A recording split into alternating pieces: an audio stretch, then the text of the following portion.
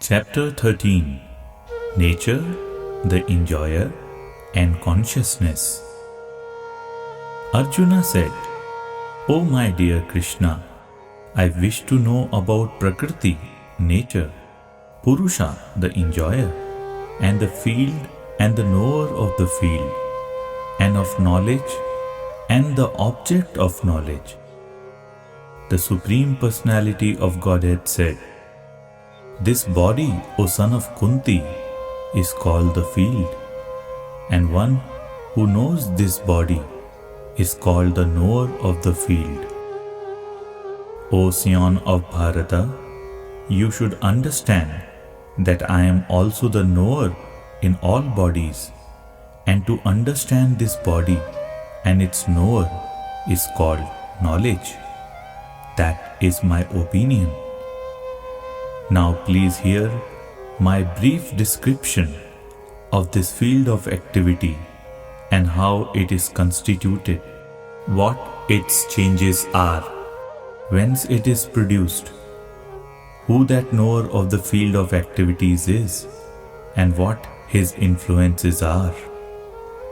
That knowledge of the field of activities and of the knower of activities is described by various sages in various Vedic writings. It is specially presented in Vedanta Sutra with all reasoning as to cause and effect. The five great elements, false ego, intelligence, the unmanifested, the 10 senses, and the mind, the 5 sense objects, desire, hatred, happiness, distress, the aggregate, the life symptoms, and convictions, all these are considered in summary to be the field of activities and its interactions. Humility, pridelessness, non-violence, tolerance, simplicity, approaching a bona fide spiritual master, cleanliness, steadiness, self-control, renunciation of the objects of sense gratification, absence of false ego, the perception of the evil of birth, death, old age and disease, detachment, freedom from entanglement with children, wife, home and the rest, even-mindedness amid pleasant and unpleasant events, constant and unalloyed devotion to me, aspiring to live in a solitary place, detachment from the general mass of people, accepting the importance of self-realization and philosophical search for the absolute truth. All these I declare to be knowledge, and besides this, whatever there may be is ignorance. I shall now explain the knowable, knowing which you will taste the eternal, Brahman, the spirit, beginningless and subordinate to me, lies beyond the cause and effect of this material world. Everywhere are his hands and legs, his eyes, heads and faces, and he has ears everywhere. In this way, the Supersoul exists, pervading everything. The Supersoul is the original source of all senses, yet he is without senses. He is unattached, although he is the maintainer of all living beings. He transcends the modes of nature, and at the same time, he is the master of all the modes of material nature. Supreme Truth exists outside and inside of all living beings, the moving and the non-moving. Because he is subtle, he is beyond the power of the material senses to see or to know. Although far, far away, he is also near to all. Although the Supersoul appears to be divided among all beings, he is never divided. He is situated as one. Although He is the maintainer of every living entity. It is to be understood that He devours and develops all.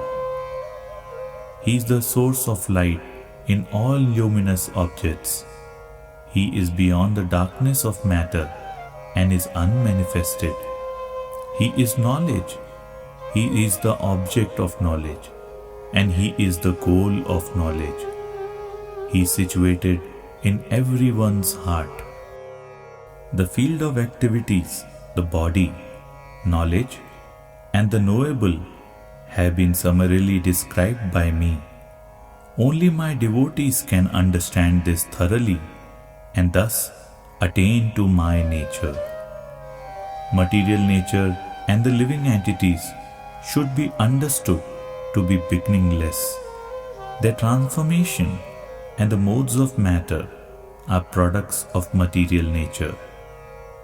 Nature is said to be the cause of all material causes and effects, whereas the living entity is a cause of the various sufferings and enjoyments in this world.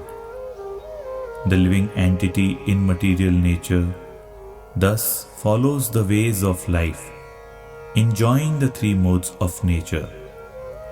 This is due to his association with that material nature. Thus he meets with good and evil among various species.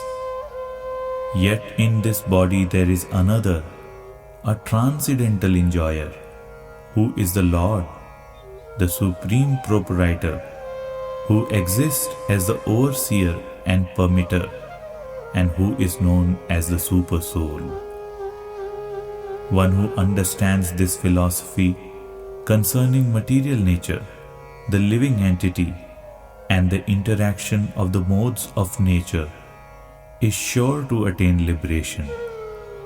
He will not take birth here again, regardless of his present position. Some perceive the Super Soul within themselves through meditation, others through the cultivation of knowledge, and still others through working without fruitive desires. Again, there are those who, although not conversant in spiritual knowledge, begin to worship the Supreme Person upon hearing about Him from others. Because of their tendency to hear from authorities, they also transcend the path of birth and death. O Chief of the Bharatas, know that whatever you see in existence, both the moving and the non-moving, is only a combination of the field of activities and the knower of the field. One who sees the Super Soul accompanying the individual soul in all bodies, and who understand that neither the soul nor the Super Soul within the destructible body is ever destroyed, actually sees. One who sees the Super Soul equally present everywhere, in every living being, does not degrade himself by his mind. Thus he approaches the transcendental destination. One who can see that all activities are performed by the body, which is created of material nature, and sees that the self does nothing, actually sees. When a sensible man ceases to see different identities due to different material bodies, and he sees how beings are expended everywhere, he attains to the Brahman conception. Those with a vision of eternity can see that the imperishable soul is transcendental, eternal, and beyond the modes of nature. Despite contact with the material body, O Arjuna, the soul neither does anything nor is entangled. The sky, due to its subtle nature, does not mix with anything, although it is all-pervading. Similarly, the soul situated in Brahman vision does not mix with the body, though situated in that body. O son of Bharata, As the sun alone illuminates all this universe, so does the living entity, one within the body, illuminate the entire body by consciousness. Those who see with eyes of knowledge the difference between the body and the knower of the body, and can also understand the process of liberation from bondage in material nature, attain to the supreme goal. Thus end the Bhaktivedanta translation to the 13th chapter of the Srimad Bhagavad-gītā in the matter of nature, the enjoyer and consciousness.